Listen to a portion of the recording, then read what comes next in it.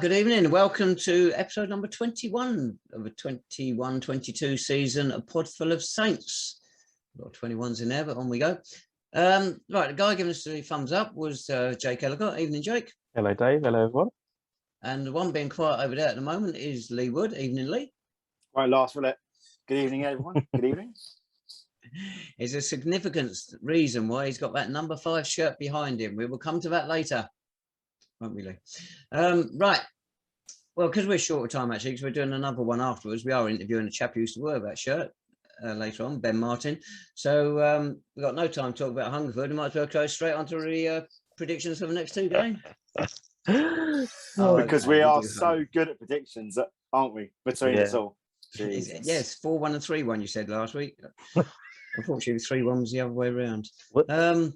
Hungerford Town, then. A 3-1 defeat. First 20 minutes, we played all right. We got a penalty, which was a penalty. But after that, whoa, it looked like hangover time from Forest Green Rovers. Or have we got problems? Which way do you want to look at it? I think we're creaking, fellas, if I'm honest. I think we are definitely creaking. We were outplayed, but more importantly, I thought we were outcoached for quite a large period of that time. It took the management so long to readjust to what was happening on the pitch. You know, yet more changes in the back line. And okay, if they're inflicted on us, that's fair enough. You have to sort of move with it. But the post-match questions, they're not being asked. So we don't really know what is sort of going on in terms of injuries or suspensions or illness. I thought, as you sort of say, Tabs, about half an hour on, mate, we were absolutely abysmal. And bad days at the office, yes. But if we are seriously thinking about contending for the title, we can't have too many more of those, mate. Jake?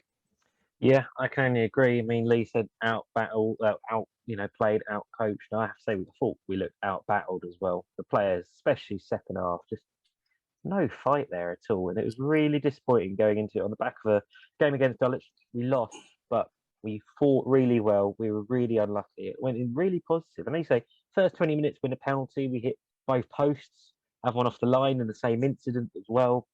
But then after that, just nothing. And coming away from the game, again, as Lee mentioned, repeating ourselves really, the defence. I don't understand why Joy McKenna was not available for Dulwich. And then he's available and starts against Hungerford. Callum Adebayo didn't have the greatest game against Dulwich, but you know, that looked forward being consistent, and why he suddenly dropped for Hungerford, especially when you've got a brand new keeper behind you as well. I just didn't understand that at all. And after the game, I think a lot of supporters were wondering, just why did that happen? Someone mentioned to us, Tabs, it wasn't us, but by the way, someone behind us mentioned, is Ian trying to fit in Tom Bender? Is it that case of where, despite the fact of a settled defence, is he rushing him back, one, and two, is he just going to fit him in anywhere because he's Tom Bender? Yeah, it's a difficult one. I think Tom has looked better in the middle of a defence over the past year than he has at left back. So putting him there made sense. By the way, Jake, I think the 2 against the post and the header off the line was probably Dulwich game. It's interesting, McKenna coming back. The question didn't get asked, you're right, in the interview. And the other changes, we're not finding out what Ian's thinking, which is all we want. Nothing major. But new guy in goal, Connie Boyce Clark, I don't think he did anything wrong because the finishing for the Hungerford goals was exceptional. That second one, the strike, the half volley, absolutely superb. Don't save those, do you? No, watched it back on Twitter again this week. Absolutely brilliant. So hats off to the lad. I think you can't quibble when that went in. Most of us behind the goal thought, fair enough, absolutely superb strike. Now let's rally, let's fight. A couple of minutes later, we can see an absolutely poor defensively poor, so easily for them to waltz through, and then after that, just nothing. And so, as you said, keeper did nothing wrong at all, made 1 or 2 saves, but the problem was in front of him, to be honest. It was. I mean, it's things we've mentioned before, actually. Even when we were on that winning run, the defence was 9 goals conceded in 3 games now, 7 in 2 league games, but also the midfield. They're maybe not giving that defence enough cover, but they're being brushed aside too easily. I tell you, there's a word that's been bandied about it, fellas, is poor. I tell you what was poor was execution from set pieces, free kicks in particular.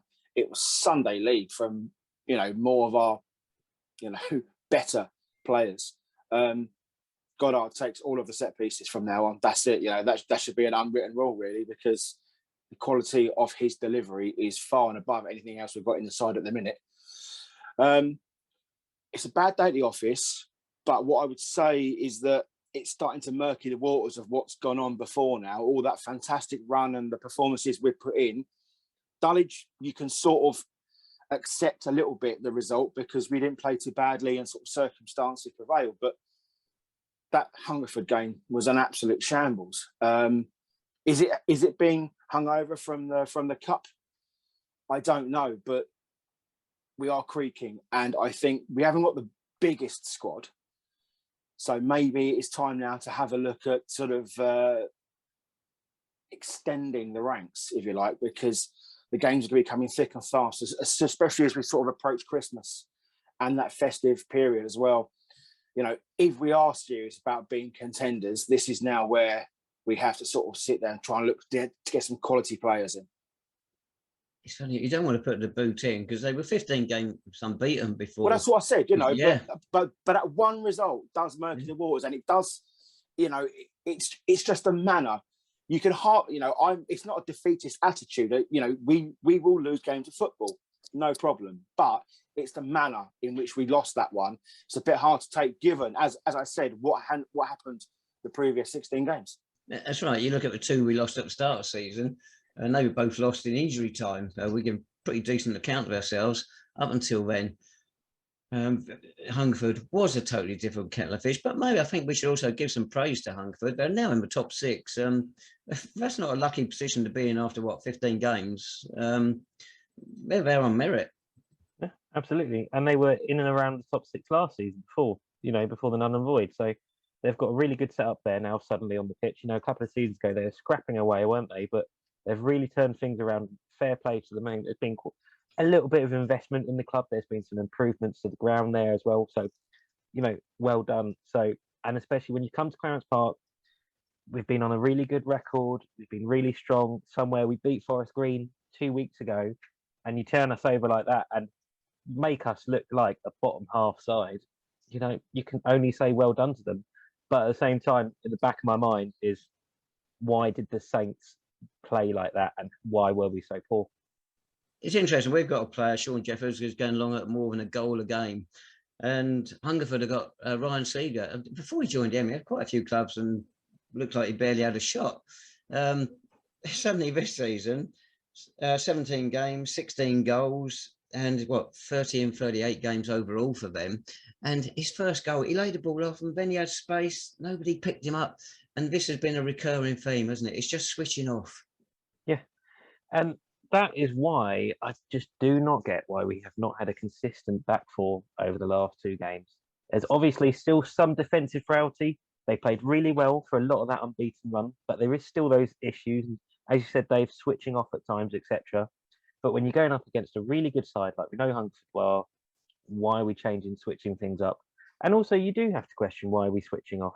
That is a core issue that has to be tackled if the Saints have any hope of competing this season. Indeed. We really haven't got any idea on McKenna, have we? No one's had a sniff of anything. No, but I mean, someone raised a good point. It might be newly that possibly some sort of COVID isolation issue. We don't know. But he came back in. Not really sure why Callum Adebayo was dropped for Hungerford at all. No inclination. He was warming up. You have to say though, fellas, right? Whoever you do bring in, we are a very, very good football team. We are a very good football club. Whoever you bring in, you don't expect that level of mistakes to happen, because the defenders are getting drawn apart. Hungerford were very, very clever. And as you say, Jake, hats off to them, mate, because they knew what they were sort of doing. They just, tore us apart at times. It was too easy. And you don't expect that from our team. But look, we can be sort of down in the dumps. It was a horrific performance. What I would say though is a couple of results went our way as well, so we're not out of it completely. We just need to get back on that sort of positivity train and just sort of get that out of the system, because one bad game out of the last 16, doesn't make us a bad team. It just makes it a little bit of a blip. And now we've got to focus ahead now. That game has been and gone. Look ahead. We've got a trophy. We've got a small matter of a very important cup game, and then the rest of the league as well to concentrate on. Yeah, you're dead right, Lee. We thought we could, if we beat Dulwich last week, we go joint top. Here we are now. Suddenly we're 6 points off the top. But with less than a third of the season gone, just 6 points off the top. That's not that bad a position. We just don't need performances like this if we're going to stay buzzing around there. No, absolutely not. And I think all of us, almost every City fan, would have taken that at the start of the season. Absolutely, especially after those first two games. So I think we are, ironically, we've played so well, and we probably have, our expectations have increased over the last two seasons with what Ian and the coaching team are doing with this team. But as you say, just 6 points. That can turn around in a week and a half, 2 weeks. So yeah, we have been negative, but now is the time to turn things around. Got two big games coming up before that trip to Boreham Wood. Well, it's interesting, isn't it? You say two big games. First one Saturday, Oxford City away, FA Trophy. Is next Tuesday's at Tonbridge Angels the more important of the two? By a country mile. Yeah. By a country mile. Saturday, couldn't give a monkeys. Seriously, couldn't give a monkeys. Because it's got that now. But there's a genuine feeling we can actually do something in the league now. Whereas in the past, we were sort of flirting around with it. Maybe the playoffs is going to be our best bet. We've got a chance now. So do we need, with our thin squad, to be, taking a chance in the trophy? Of course, they are professionals. They want to go out there and they want to win that game, as we do as fans. But if you're giving me that ultimatum, they're Tavs. It's Tonbridge every single day of the week, mate. Does that mean then at Oxford Saturday, Ian starts with the likes of Bailey Brown, Romeo Akinola and Liam Soul, who have been on the fringe lately, and give them 90 minutes and rest others for Tuesday? Well, we're going to need them at some point, aren't we? Yeah. We're going to need them. I mean, Bailey Brown, I quite like, to be honest with you. I think he had something we've not usually had in the centre of the park. But why not? Because you don't want to bring these guys in cold when we're up against it, trying to get a result in a league match. You've got to give them minutes now. There's no point having these squad players and, freezing their tits off on the bench. You've got to play them. They've got to get involved. They've got to be part of the squad, and I think there's no better opportunity to do that than Saturday. Yeah, I do agree. They've got to play at some point. They're in the squad for a reason. They are, decent players. They're in the squad. They've got to play. It's all well and good having a St Albans City B side, reserve side that plays Saturday afternoons. These lads cannot play in those games. They're on the bench. They're in the squad. They're in the first team. They've got to be involved. And I'd say Tonbridge game is, if that ultimatum to me as well, is far more important. But Saturday, I think, is at least a decent chance of turning a bit more positivity again and getting some good positivity and juices flowing again. Even if attraction, Jake, isn't it? It's a little bit of attraction. Yeah, bit of traction going into Boreham Wood, because it will just be over a week from then. And even if he does pick a different team, so what? Just play some good football, fight for it, and if we fight, that's all we can ask for. It's interesting because Oxford now, only 4 points off of the top of the table. We're in fourth position. Only lost once in the league. So are they also thinking, we might rest a few players for this one as well and put a few fringe ones in? Because they've got a pretty poor record in the trophy, actually, until last season when they got to the quarter-final, lost to Notts County. But they have proven themselves to be a good cup side of late. 4 years running, I think it was, they got to the competition proper, the FA Cup, twice to the second round. But this year, they lost to Frome Town. The mighty Frome Town. Yeah. Oh, yeah, give them their full name. I remember our Southern League days, trips down there. I suspect Oxford City themselves will be looking for a little bit of rotation. But, when it's on home soil, on their 3G pitch, which is always a delight to play on, I'm sure they'll fancy themselves. But I think it's just such a shame. It's such a rubbish draw. I mean, why couldn't it have been someone interesting? Why has it got to be Oxford City? So you're talking about the FA Cup or the FA Trophy? Well, I was just going to say, mate, our season's been littered with rubbish draws, so you can take your pick, Tabs. Oxford got 3 City old boys. Ellacott Benyon's got a couple of goals. Harvey Bradbury's got 4, and Joey Schifano's got 7 so far. So basically, yeah. So Didn't he leave us to sort of go after pastures new and sort of prolong his pro career? How's it working out for you now, Joseph? Lee isn't one to hold a grudge. So basically, their front line is essentially sort of just our previous players, really. I mean, I can't believe Ellacott Benyon's still playing. Can you? I mean, he's still doing a job in the Conference South. Unbelievable. And even to fair, Harvey Bradbury. I think when he played out for us, I think there was a few that wouldn't have expected him still to be around our level. But there you go. I don't think he's played the last couple actually, but Joe has, and he started to get some goals. So on to next Tuesday then, Tonbridge Angels. When you're on a run like us, 2 games, that's a slight exaggeration, isn't it? When you're looking for a pick-me-up, Tonbridge Angels, even on a cold Tuesday night at the end of November, that's the sort of game you want, isn't it? And your stripes of that one, though, both, didn't you, eh? And you striped Tonbridge away on a Tuesday night. Deja vu. Crikey, right. I mean, to be honest with you, fellas, we're looking for a response, aren't we? All City fans are looking for a response, both at Oxford and especially at Tonbridge. Tabs, can I ask you, mate, it's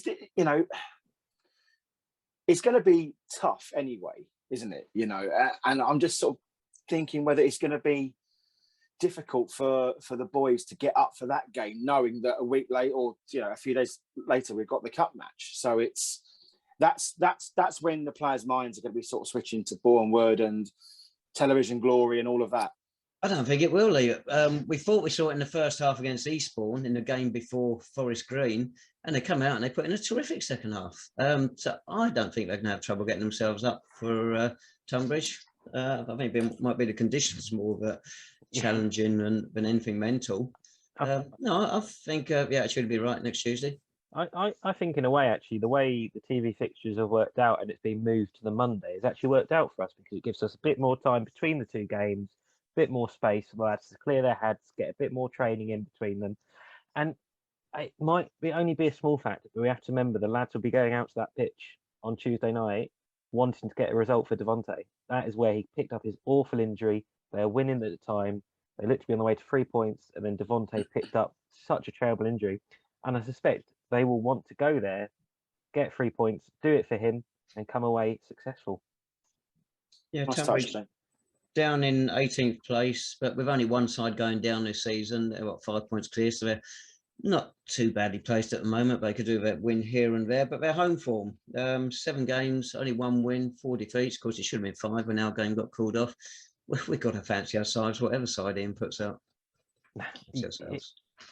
I am done with predictions, Tabs. So I'm actually done with it. But yes, you'd have thought so, given the quality of our side, man for man against theirs. But I think, as we've seen, that's not always the way it goes, mate, is it? No, I mean, the trip down there before the injury, it wasn't the greatest game, was it? But then we were winning. Tonbridge didn't they create really anything at all? Not particularly. We know it's going to be a tough game, but we know how we can beat them. Can't wait for the predictions. It's going to be win-win-win here, isn't it? Well, as we said, we've got to cut it fairly short this week, so we've probably got about another 5 minutes or so. Do we want to touch on the tickets for the Bourne Wood game? Oh, God. They're all gone, haven't they? They're all sold out, Tabs. So you got yours? Yes. Good. What have we got in the end? Oh, Jake's disappeared with his camera. Can He's you going to hear go me? get his tickets. Can you hear me? You've never looked better, Jake, is the way to put it. Well, for some reason, my camera's turned off. That's good, isn't it? To be fair, mate, that icon has got a bit more hair than you have. So Oh, God. Thank you. What did we get in the end? About 1,250 tickets, was it? Nowhere near enough, Dave. Nowhere near enough. We could have filled that ground on our own. We know that. The interest is such at the moment. Yeah. But I think that is a testament to Ian and the players and what has sort of gone before. It's going to be a fantastic atmosphere, isn't it? I mean, we're going to outnumber them regardless, and it's going to be fantastic. And just amazing to see so many new faces as well follow us on that sort of journey to Wembley. But the whole thing's been poorly handled, but I think everyone that's wanted a ticket has managed to get a ticket now. So no, you're not buying into that, Dave? Nowhere near it, Lee. When Really? we said we could have filled the ground, I think that tells you quite a lot of people have missed out. And there'll be a few of us in their end as well. It looks like it, the way it's been handled. Yeah. But you know, we'll cross that bridge, mate, when we come to it. That's fine. Yeah. Well, the replay would be interesting. Right, let's have some predictions. What, for the trophy? Yeah, for Oxford City. I think we lose. How many? 2-0. 2-0. 2-0. Yeah. It's the first time you've gone for a defeat, I think, this season, Lee. Well, I'm sort of doing reverse psychology, Dave. See if that works, because What about Tonbridge? We're going to bounce back? I think so. Yeah. Go on. I'm going for 2-0 City. I thought you would, actually. Jake, are you still there? Is your blank screen going to give us a couple of scores? It's going to say 2-1 to the Saints against Oxford. Ooh. And 2-0 against Tonbridge to the He's Saints. trying to get back in that media team, Lee, isn't he? With you two. Oh, God. Good. Right. Right, while Jake sorts his camera out, we give him a few extra minutes, and I think we're terminated now, and we'll be back shortly with Ben Martin.